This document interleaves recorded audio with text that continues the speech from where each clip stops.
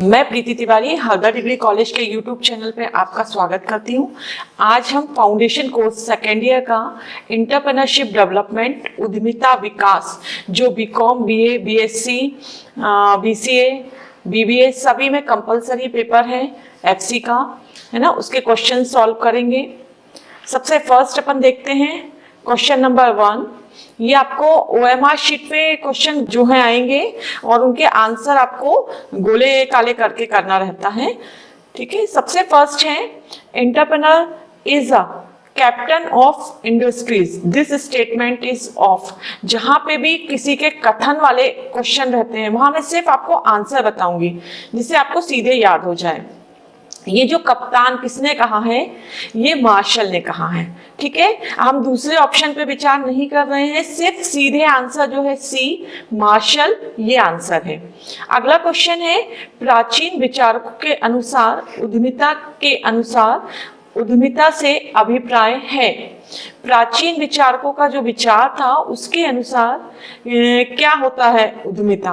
तो पहला ऑप्शन दिया है बिना जोखिम वाले व्यवसाय को चुनना, दूसरा ऑप्शन है आपके पास सेकंड नव प्रवर्तन, तीसरा है व्यवसाय के जोखिम को वहन करना, और जो डी है वो है उपयुक्त में से कोई नहीं। यहाँ पे जो सी ऑप्शन है व्यवसाय के जोखिम को वहन करना, प्राचीन विचारक उद्यमी उसी को मानते थे जो व्यवसाय के जोखिम को वहन करता था। ठीक है, तो सेकंड क्वेश्चन ये है। फिर है तीसरे नंबर का क्वेश्चन, उद्यमिता शब्द का प्रयोग सर्वप्रथम किसने किया? इसमें भी जो ऑप्शन आपका बी है रिचर्ड कैंटिलोन, ये आंसर है। आप ए, सी और डी पे कोई विचार न करें, सीधे सीधे आंसर याद करें। उद्यमिता शब्द का प्रयोग सर्वप्रथम किसने किया? Richard Cantillon. फिर है फोर्थ नंबर का क्वेश्चन, उद्यमिता का संबंध है ए उद्योग, बी व्यापार, सी वाणिज्य, D all of above. Entrepreneur का संबंध व्यापार से भी होता है, वाणिज्य से भी होता है, उद्योग से भी होता है। तो यहाँ हमारा ऑप्शन जो डी है वो ऑल ऑफ अबव आंसर बनेगा। फिफ्थ नंबर का क्वेश्चन है उद्यमिता में शामिल है। ए में दिया है जोखिम उठाने की प्रवृत्ति, बी में दिया है नव प्रवर्तन, सी में दिया है साधनों को एकत्रीकरण करना, और डी में दिया है ऑल ऑफ अबव। एंटरप्रेन्योर्स में क्या शामिल है? तो ये जो ए, बी और सी ऑप्शन है ये तीनों ही शामिल है, क्योंकि जो एंटरप्रेन्योर होता है वो जोखिम भी उठाता है, कुछ नया इनोवेट भी करता है और सभी साधनों को एक जगह पर एकत्रित भी करता है। तो हमारा ऑप्शन जो है 5 जो है उसका आंसर सही है ऑल ऑफ अबव, डी वाला। ठीक है, फिर नेक्स्ट देखते हैं अपन 6 नंबर का क्वेश्चन, इनमें से कौन सा उद्यमिता का एक प्रकार नहीं है? देखिए जो नहीं है वाले क्वेश्चन होते हैं उनको थोड़ा सा आप ध्यान से सॉल्व करें, क्योंकि वो नेगेटिव मीनिंग में होते हैं, कई बार बच्चे उसको पॉजिटिव में सॉल्व करते हैं। नहीं है बोला है, ए में बोला है स्मॉल बिजनेस एंटरप्रेन्योरशिप लघु व्यवसाय उद्यमिता, बी में बोला है स्केलेबल उद्यमिता, सी में बोला है बड़े पैमाने के उद्यमिता, और डी में बोला है एंटरप्रेन्योरशिप। ये एंटरप्रेन्योरशिप जो है ये उद्यमिता का एक प्रकार नहीं है। लघु व्यवसाय स्केलेबल और बड़े पैमाने के होते हैं, नहीं है, तो हमारा ऑप्शन जो है डी वाला आंसर बनेगा।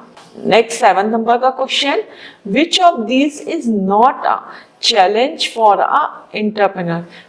इनमें से कौन सा उद्यमी के लिए चुनौती नहीं है? फिर से नहीं है बोला गया है। हम देखते हैं ऑप्शन ए उनके व्यवसाय के नकदी प्रवाह का प्रबंधन करना, बी नए कर्मचारी की भर्ती करना, सी बाजार में बेचने के लिए उत्पाद या सेवा का चयन करना, और डी में बोला है अपने देश उद्यमशीलता के संचालन से संबंधित नियमों कानून तैयार करना। देखिए नहीं है बोला था ऊपर, इनमें से कौन सा उद्यमी के लिए चुनौती नहीं है? व्यवसाय के रोकड़ प्रबंधन करना बिल्कुल है, कर्मचारी की भर्ती करना बिल्कुल होता है, व्यवसाय में बेचने के लिए उत्पाद या सेवाओं का चयन करना ये भी होता है, लेकिन एक उद्यमी अपने देश के कानून व्यवस्थाओं को नहीं तैयार करता है। तो हमारा ऑप्शन जो है डी वो हमारा आंसर बनेगा। Next, which of this is not category of external force that affect a business?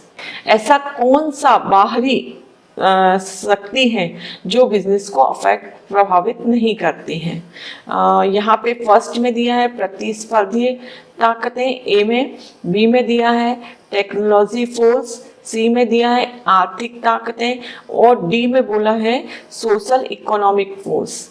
अगर हम यहाँ देखें तो जो ए है, सी है और डी है ये हमारी एक्सटर्नल फोर्सेस हैं और जो टेक्नोलॉजिकल फोर्स है वो इंटरनल होती है।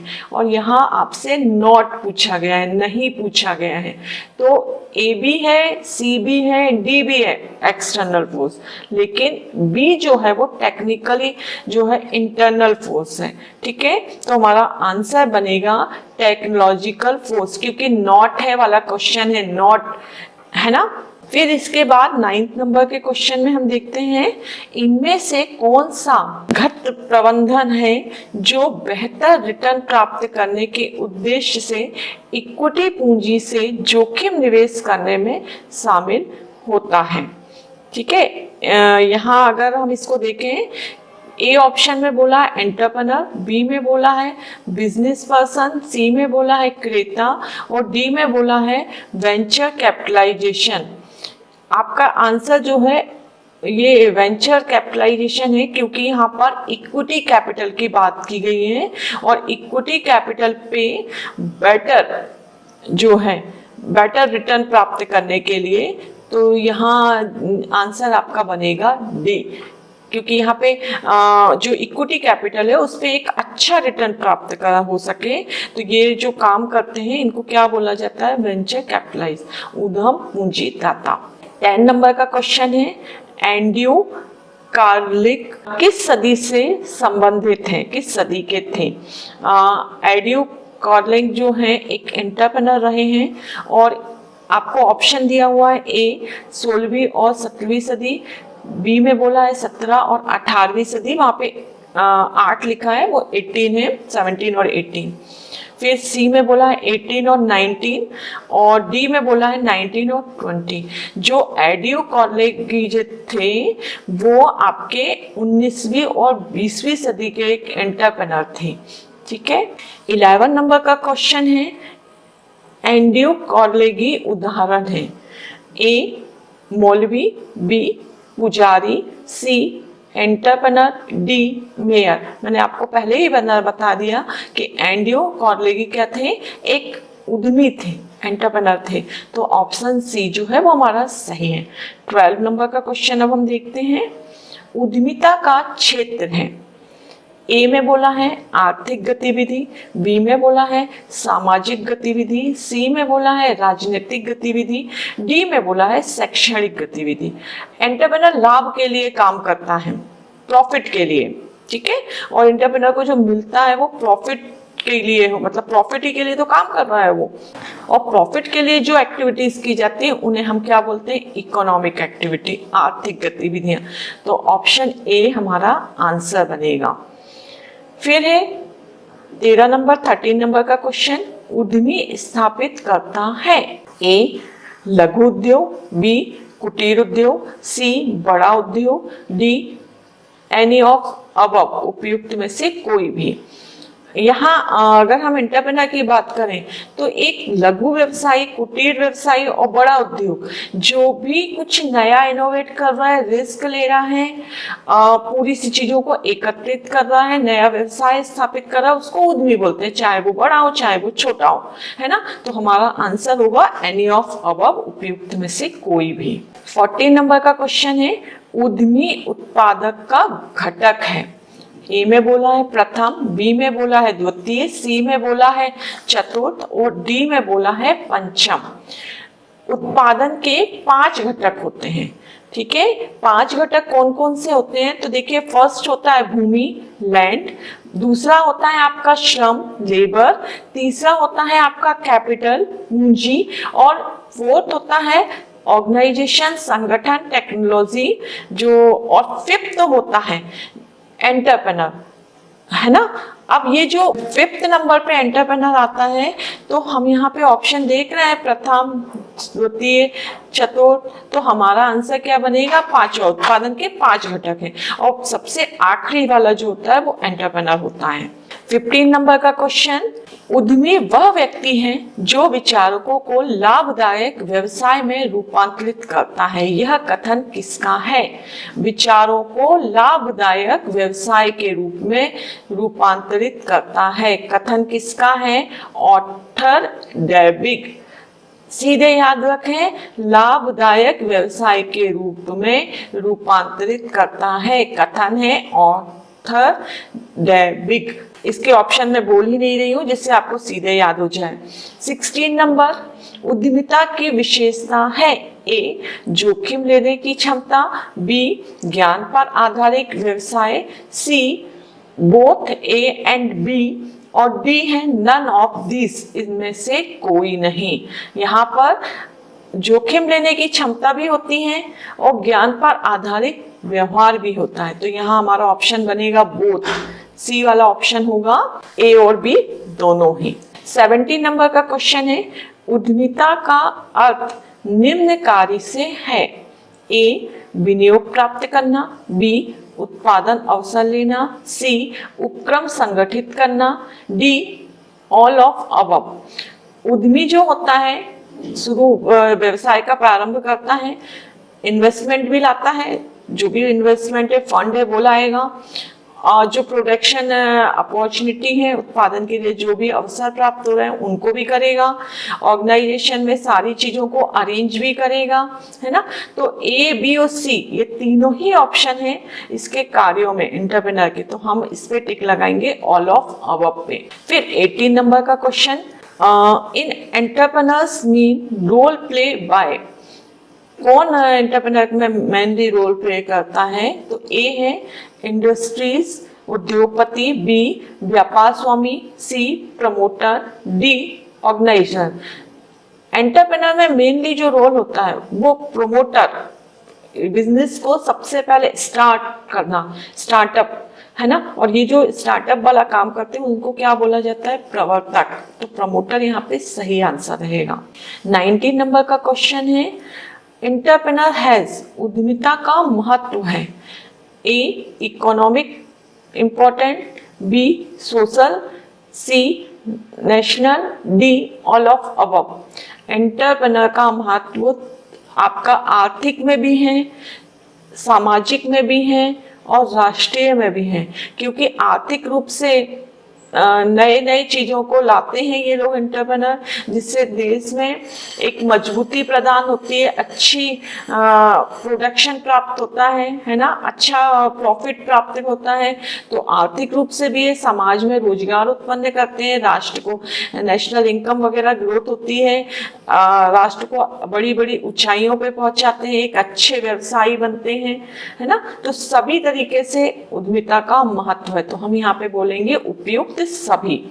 आंसर बनेगा डी।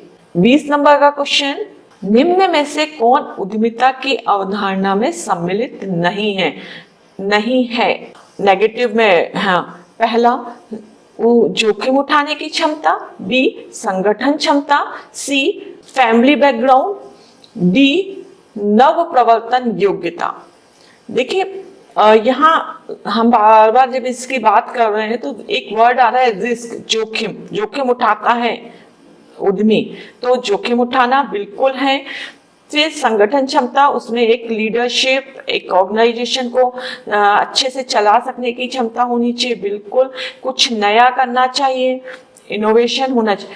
फैमिली बैकग्राउंड जैसा यहाँ पे कोई भी एंटरप्रेन्योर में नहीं है, कोई कंसेप्ट नहीं, नॉट है वाला है क्वेश्चन, नहीं है, तो हम सी को आंसर बनाएंगे, सी को टिक करेंगे। इसके बाद 21 नंबर का क्वेश्चन, उद्यमिता का विचार का उद्भव हुआ। उद्यमिता जो एंटरप्रेन्योर जो ऑर्गेनाइज्ड हुआ वर्ड कब हुआ? ए में बोला है 16वीं सदी, बी में बोला है 17वीं सदी, सी में बोला है 18वीं सदी और डी में बोला है 20वीं सदी। जो उद्यमिता शब्द का उद्भव होना शुरू हो गया था वो 17वीं सदी के मिड में, है ना। तो हम यहाँ पे आंसर लगाएंगे 17वीं शताब्दी। अगला क्वेश्चन 22 नंबर का, उद्यमिता शब्द कौन सी भाषा से आया है? हम दूसरी कोई भाषा, कोई लैंग्वेज पे ध्यान नहीं देंगे, ये फ्रेंच भाषा से आया है। तो सीधे आप याद रखेंगे, क्वेश्चन बार बार रिपीट हो रहे हैं कि किस भाषा से आया है, तो फ्रेंच भाषा से आया है। आंसर बी जो है वो हमारा बनेगा। फिर है 23 नंबर का क्वेश्चन, एक व्यक्ति उद्यमी होता है। ए में बोला है जन्मजात, बी में बोला है निर्मित होता है, सी में बोला है जन्मजात और निर्मित होता है और डी में बोला है इनमें से कोई नहीं। उद्यमी जो होता है वो जन्मजात भी होता है और उसको निर्मित भी किया जाता है। अब जन्मजात कुछ लोगों में रिस्क उठाने की क्षमता, कुछ नया इनोवेट करना, ये बचपन से ही होता है। मतलब उनको देख के ही समझ में आ जाता है कि ये आगे चल के एक बहुत अच्छा उद्यमी बनेगा, है ना, जिसको हम कह सकते हैं कि गॉड गिफ्टेड। और एक होता है आजकल जैसे क्लासेस लग रही हैं, एमबीए पढ़ाया जा रहा है, एक अलग से इनको सब्जेक्ट के रूप में नए नए सब्जेक्ट पढ़ा के उद्यमी बनाए जा रहे हैं। तो ये हो गया निर्मित। तो यहाँ पे हमारा ऑप्शन जो बनेगा, जन्मजात भी होते हैं और निर्मित भी होते हैं। निर्मित कैसे होते हैं? बाय एजुकेशन होते हैं। जैसे आज मैं आपको एंटरप्रेन्योर का एक सब्जेक्ट पढ़ा रही हूँ, ये आजकल लगभग सभी कोर्सेज में कंपलसरी पढ़ाया जा रहा है, क्योंकि हमारी गवर्नमेंट ये चाहती है कि नए नए एंटरप्रेन्योर आए, लोग रोजगार देने वाले बने, ना कि मांगने वाले कि भाई हमको नौकरियां मिल जाएं। नहीं, वो अच्छे एंटरप्रेन्योर बने, नए नए ऑर्गेनाइजेशन लगाएं और जिससे रोजगार को उत्पन्न करें। ठीक है, तो यहाँ पे हमारा ऑप्शन क्या बनेगा? सी। 24 नंबर का क्वेश्चन है, निम्नलिखित में से उद्यमी का गुण है। ए नवाचार, बी सकारात्मक, सी नेतृत्व leadership, D all of above. देखिए, उद्यमी में जो गुण होने चाहिए, नवाचार मतलब कुछ नया, नए चीज जो है उससे कुछ और अच्छा खोजना, है ना। तो बिल्कुल नवप्रवर्तन, नवाचार, इनोवेशन होना चाहिए। सकारात्मक, उस उद्यमी के लिए नेगेटिव जैसी कोई चीज नहीं होती, उसको हमेशा पॉजिटिव और प्रॉफिट मिलेगा, यही सोच के साथ आगे चलना चाहिए। लीडरशिप, भाई जब आप 4, 5, 10, अगर आपका छोटा ऑर्गेनाइजेशन है तो कम लोग हैं, ज्यादा है तो उनके साथ लीडरशिप, व्यवहार कुशल, ये सब क्वालिटीज उसमें होनी चाहिए। तो ऑल ऑफ अबव हमारा आंसर बनेगा डी। 25 नंबर का क्वेश्चन है, मोटिवेशन इज गिवन टू, प्रेरणा दी जाती है।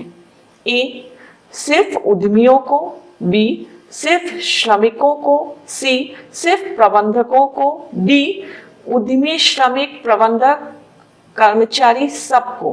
देखिए, प्रेरणा, मोटिवेशन तो सबके लिए जरूरी होती है, चाहे वो उद्यमी हो, चाहे वो श्रमिक हो, चाहे वो प्रबंधक हो, है ना। तो यहाँ पे हमारा ऑप्शन बन जाएगा डी, सबके लिए प्रेरणा, मोटिवेशन जरूरी होता है। हम टिक करेंगे यहाँ पे आंसर डी। फिर 26 नंबर का क्वेश्चन है, एक उद्यमी प्रेरित होता है।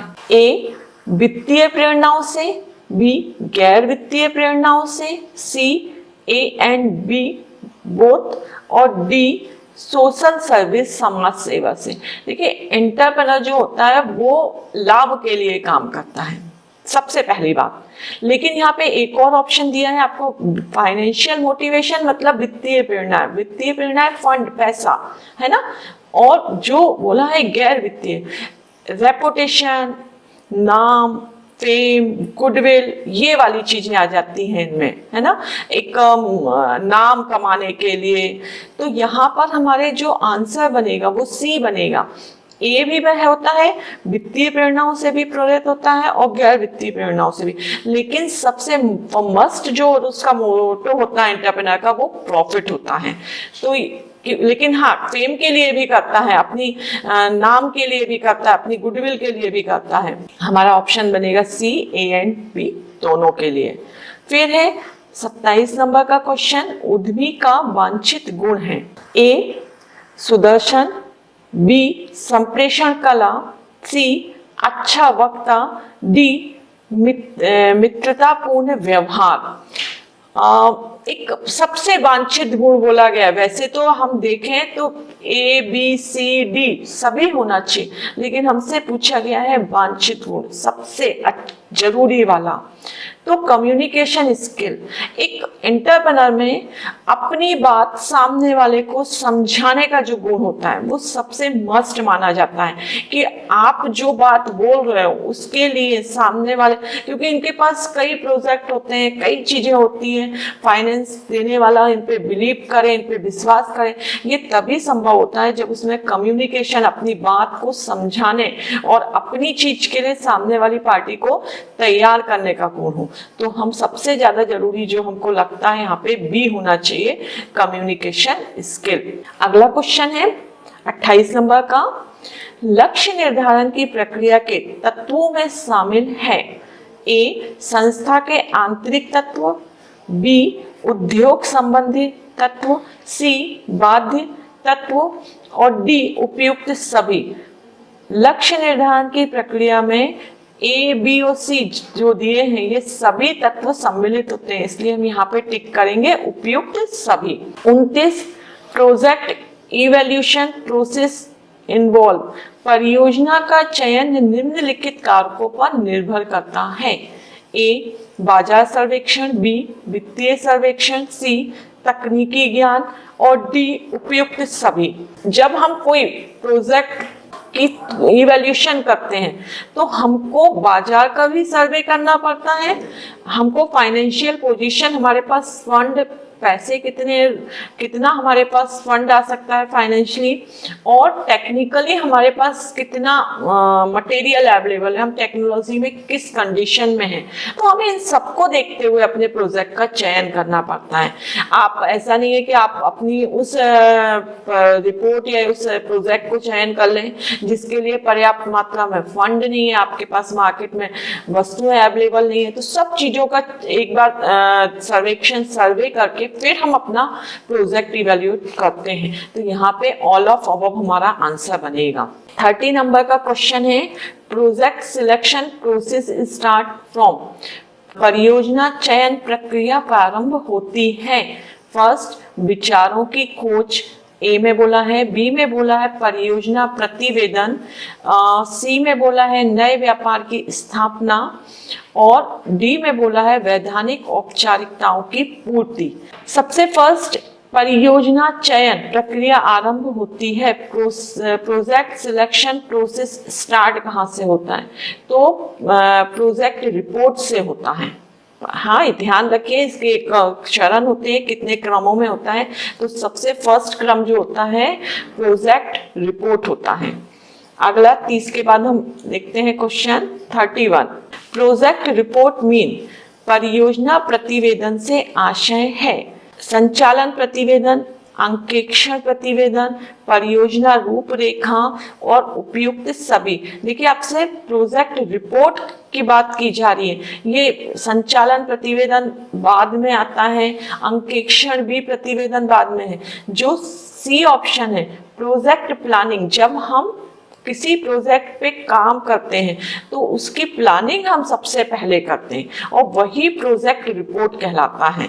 तो यहाँ पे ऑप्शन जो सी है वो सही है। 32 नंबर का क्वेश्चन, परियोजना प्रतिवेदन के अंग हैं ए उद्योगों की लागत, बी वित्तीय अनुमोदन, सी उत्पादन लागत का अनुमान, डी ऑल ऑफ अबव। आपको परियोजना प्रतिवेदन के अंग है, ये सभी अंग हैं, उद्योग की लागत भी, वित्तीय अनुमोदन भी, उत्पादन लागत का अनुमान भी, है ना। हमको उत्पादन की जो लागत है उसका पहले से विचार करना पड़ता है, हमारे पास फंड कितना है, उद्योग की लागत क्या जाएगी। तो यहाँ पे डी जो ऑप्शन है ऑल ऑफ अबव, ये हमारा आंसर बन जाएगा, हम डी को टिक करेंगे। 33 नंबर, व्यवसायिक संगठन के प्रारूप हैं, ए में बोला है 2, बी में बोला है 4, सी में बोला है 6 और डी में बोला है मैनी। व्यवसायिक संगठन के कई प्रारूप हो सकते हैं, है ना। अगर आपको ऑप्शन मैनी दिया है तो आप मैनी पे टिक करेंगे। फिर है 34 नंबर का क्वेश्चन, व्यवसायिक संगठन के प्रारूप हैं। सोल प्रोप्राइटर एकाकी व्यापार, बी पार्टनरशिप साझेदारी फर्म, सी सहकारी संगठन, डी ऑल ऑफ अबव उपयुक्त सभी। अपने पास बिजनेस ऑर्गेनाइजेशन के बहुत सारे फॉर्म है। अभी आपको पीछे पूछा गया कितने फॉर्म है, तो मैंने लिखा हुआ था, है ना, अपन ने टिक किया। एकाकी व्यापार भी एक उसका ऑर्गेनाइजेशन का एक तरीका है, एक फॉर्म है। बी पार्टनरशिप भी है, सहकारी संगठन भी है, कंपनी भी है, ऐसे बहुत सारे फॉर्म हैं। तो यहाँ पे ऑल ऑफ अबव तीनों ही हैं हमारे, ठीक है। 35 नंबर का क्वेश्चन, एकाकी व्यापार क्या है? सोल प्रोप्राइटरशिप क्या होती है? राष्ट्रपति के, ये में बोला है राष्ट्रपति के स्वामित्व वाला व्यवसाय, बिल्कुल नहीं, है ना, ऐसा कुछ नहीं होता। बी में बोला है कई कंपनियों के स्वामित्व वाला व्यवसाय, ये भी नहीं है। सी में बोला है एक व्यक्ति के स्वामित्व वाला व्यवसाय, और डी में बोला है किसी कंपनी के स्वामित्व वाला व्यवसाय। देखिए, सोल प्रोप्राइटर मतलब एक व्यापारी, एक व्यक्ति के स्वामित्व वाला व्यवसाय मतलब एक ही उसका मालिक होता है। सिर्फ ये जो अपन अपने आसपास जितनी भी दुकानें देखते हैं जिनका एक मालिक होता है, ये सब सोल प्रोप्राइटर्स होते हैं। सिंगल, अगर दो लोग हैं और बराबर है, मतलब उस बिजनेस को ऑपरेट कर रहे हैं, लाभ को बांट रहे हैं, चाहे वो किसी भी रेशो में बांट रहे हैं, है ना, तो वो पार्टनरशिप होता है। एक जो अपने आसपास अपन दुकानें देखते हैं, एक किराने की दुकान है, उसका एक मालिक है, इज दिस सोल प्रोप्राइटरशिप, एकाकी व्यापार। ओके, तो यहाँ आपको क्वेश्चन में यही बोला है कि एकाकी व्यापार क्या है, तो एक व्यक्ति के स्वामित्व वाला व्यवसाय, मतलब सी आंसर बनेगा। फिर है 36 नंबर का क्वेश्चन, निम्नलिखित में के से किसका स्वामित्व एक ही व्यक्ति के पास होता है? अब भी मैंने आपको समझाया, ऑप्शन देखो, ए, बी और सी। निजी कंपनी, कंपनी नहीं। बी सार्वजनिक कंपनी, कंपनी एकाकी व्यापार नहीं है। सी जॉइंट हिंदू फैमिलीज, ये भी नहीं है। डी सोल प्रोप्राइटरशिप, एकल स्वामित्व। 37 नंबर का क्वेश्चन, सोल प्रोप्राइटर का ही है। Sole proprietorship business can be start by a कम से कम 7 व्यक्ति पब्लिक कंपनी के लिए रहती है, हाँ। बी कोई एक व्यक्ति, ये सोल प्रोप्राइटर का गुण है, उसकी क्वालिटी होती है। सी कम से कम 2 व्यक्ति पार्टनरशिप के लिए हैं। और डी एटलीस्ट 3 पर्सन, तो ये तो है ही नहीं कहीं। तो हम इस पे सोल प्रोप्राइटर, एक सोल प्रोप्राइटर का क्या होता है? एक व्यक्ति। तो किस पे जाके आंसर टिक करोगे? बी, कोई एक व्यक्ति। 38 नंबर, निम्नलिखित में से किस क्षेत्र में एकल स्वामी की सीमा होती है? ए मालिक, बी प्रबंधकीय, सी कर्मचारी, डी इनमें से कोई नहीं। प्रबंधकीय, एकल स्वामी की सीमा मैनेजमेंट, एक व्यक्ति की limited, sole proprietor have a limited, एक व्यक्ति की लिमिटेड क्या होता है कि वो मैनेजमेंट जो होता है वो लिमिटेड कर पाता है ना। तो यहाँ पे आके हम आंसर बी को टिक करेंगे। 39 नंबर का क्वेश्चन, एकल स्वामित्व के लिए किस प्रकार का व्यवसाय या संस्था सबसे उपयुक्त होता है? ए बड़े पैमाने का व्यवसाय, बी एक मध्यम स्तर का व्यवसाय, सी छोटे पैमाने का व्यवसाय, डी इनमें से कोई नहीं। देखिए, एक व्यक्ति जब व्यवसाय को संचालित कर रहा है तो उसकी बहुत सारी लिमिटेशंस होंगी, कैपिटल की लिमिटेशन होगी, मैनेजमेंट की होगी, है ना। तो ये छोटे व्यवसाय के लिए एकल स्वामी अच्छा होता है। तो यहाँ पे हम आंसर सी को टिक करेंगे, एक छोटे पैमाने के व्यवसाय को। 40 नंबर का क्वेश्चन, निम्नलिखित में से कौन एकल स्वामित्व की विशेषता के बिल्कुल विपरीत है? ए गोपनीयता, बी सीमित दायित्व, सी अविभाजित जोखिम, डी व्यक्तिगत स्वामित्व। देखिए, एकल स्वामित्व की जो एकल स्वामित्व वाले व्यवसाय होते हैं उसमें लायबिलिटी जो होती है, दायित्व जो होता है वो असीमित होता है। ए में बोला है गोपनीयता, ये तो सही है। बिल्कुल विपरीत वर्ड बोला गया है ना, ऊपर में नेगेटिव उसमें पूछा जा रहा है। ये जो सीमित दायित्व ये गलत है ना, तो हम असीमित दायित्व बोलेंगे। फिर है 41 नंबर का क्वेश्चन, साझेदारों को किस रूप में दिवालिया घोषित किया जा सकता है?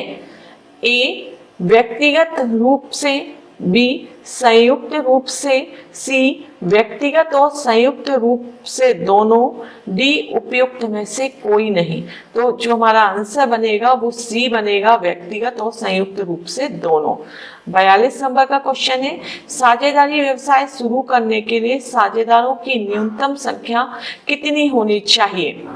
2 होनी चाहिए। पहला ए में आंसर बोला है 2, बी में बोला है 10, सी में बोला है 4 और डी में बोला है 20। तो साझेदारी के लिए न्यूनतम संख्या 2 होनी चाहिए। ये आप ऐसे ही याद रखें, है ना, ऑप्शन पे विचार ना करें।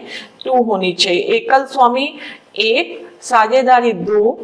ठीक है, अगला क्वेश्चन है 43 नंबर, साझेदारी व्यवसाय बनाने के लिए किस प्रकार के समझौते का उपयोग किया जाता है?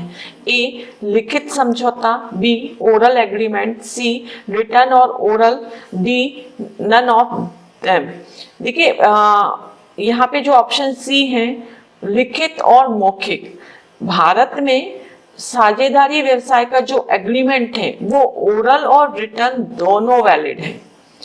कई देशों में सिर्फ रिटर्न वैलिड है, लेकिन इंडिया में रिटर्न और ओरल दोनों ही वैलिड है। चाहे आप पार्टनरशिप ओरली बना लें, कोई एग्रीमेंट नहीं करें, कोई डीड नहीं बनाए, वो भी मान्य रहेगा। लेकिन जब कभी आगे चल के कोई विवाद आएगा तो उस तकलीफ में होती है कि मतलब इसलिए बोला जाता है कि रिटर्न बनाए। लेकिन जब कभी ये बोला जाए कि समझौता किस प्रकार का मान्य है तो रिटर्न और ओरल दोनों।